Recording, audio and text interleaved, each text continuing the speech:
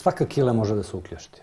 Znači, prolazak organa trbuha van trbuha, bez obzira na to da li je preponska regija kod muškaraca, preponske kile, dijafragmalna kila ili bilo postoperativna kila, bilo koja kila može da se ukljašti. I to je uvijek kad se kila ukljašti je urgentno stanje, je hitno stanje. Prema tome, da li i dijafragmalna želudačna hijatus hernija može da se ukljašti, može, verovatnoća nije velika, ali to može da se desi. Simptomi su prilično alarmantni, izraženi, znači počinje sa jakim bolom, koji je sličan srčanom infarktu i često takvi pacijenti završe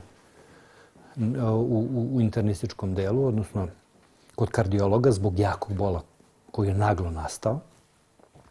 Ono što ga determiniše, što taj bol razlikuje od crkvenog bola, to je što ti pacijenti vrlo često imaju nagon na povraćanje, ali ne mogu da povrate ništa. Evo, može doći do zamjene teza. Recimo, dođe ljekar i kaže da, ti imaš srčani udar, a u stvari ono ne. Može. I veliki broj tih pacijenata završi kod kardiologa, prođe celu kardiološku obradu i onda shvate da nije srčano poreklo bola. To su pacijenti koji, pored bola, imaju nagon na povraćanje, ali nemaju šta da povrate, zato što se želudac uvrnuo i sadržaj ne može da se povrati.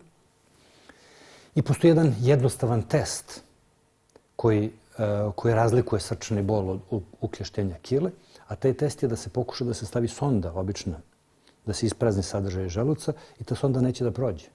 Zašto neće da prođe? Zato što se želudac uvrnuo i jednostavno sonda nailazi na prepreku. I to je neki trijas, znači naglo nastao bol, nagon na povraćanje sa nemogućnosti da se povrati i nemogućnost da se stavi sonda. To je klinički jasan trijas da znamo da je u pitanju ukljaštenje kile.